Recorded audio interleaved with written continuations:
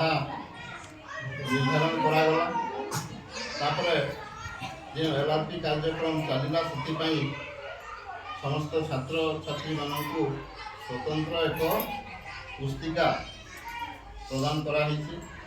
ସେ ପୁସ୍ତିକାରେ ବିଭିନ୍ନ ଯେଉଁ ଶିକ୍ଷଣ କାର୍ଯ୍ୟକ୍ରମ ଗୁଡ଼ିକ ରହିଛି ତାହା ସେମାନେ ପ୍ରତିଦିନ 2ଟି ପିରିୟଡ଼ ଏବଂ ସବୁ ବିଷୟ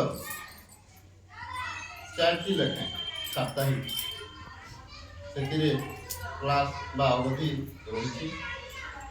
ଆଉ ସେହି ନିର୍ଦ୍ଧାରିତ କାର୍ଯ୍ୟକ୍ରମ ଅନୁସାରେ ଛାତ୍ରଛାତ୍ରୀମାନେ ଶିକ୍ଷଣ ଦକ୍ଷତା ହାସଲ କରୁଛନ୍ତି। ଆଉ FLM ଯେଉଁ ଚାଲିଛି FLMରେ ମୂଳ ସ୍ତର ଛାତ୍ରଛାତ୍ରୀମାନେ ଯେପରି ଅକ୍ଷର ଶିକ୍ଷା, ଶବ୍ଦ ଶିକ୍ଷା, ବାକ୍ୟ, କାହାଣୀରୁ ପ୍ରଶ୍ନ ଏପରି ସ୍ତରକୁ ସ୍ତର ତାହା ବୃଦ୍ଧି କରାହେଉଛି। ସେପରି ସଂଖ୍ୟାର ବି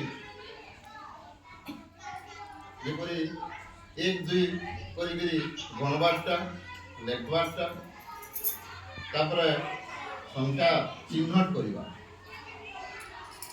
ସଂଖ୍ୟା ଚିହ୍ନଟ ପରେ ଯୋଗ ବିଯୋଗ ଗୁଣନ ହରଣ ଇତ୍ୟାଦି ସ୍ତରକୁ ସ୍ତର ସେମାନେ ସେ ଦକ୍ଷତା ଗୁଡ଼ିକ ହାସଲ କରିବେ।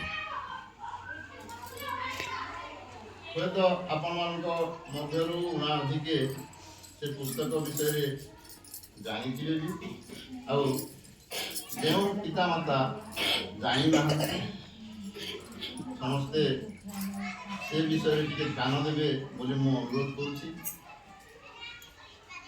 ଆଉ ପ୍ରକୃତିରେ ଛାତ୍ରଛାତ୍ରୀମାନଙ୍କୁ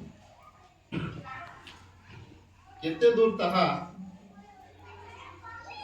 ସହଯୋଗ କରୁଛି, ଛାତ୍ରଛାତ୍ରୀମାନେ ସେଥିରୁ କେତେ ଉପକୃତ ହେଉଛନ୍ତି ତାହା ସମସ୍ତେ ନିଶ୍ଚିତ ଜାଣିବା କଥା।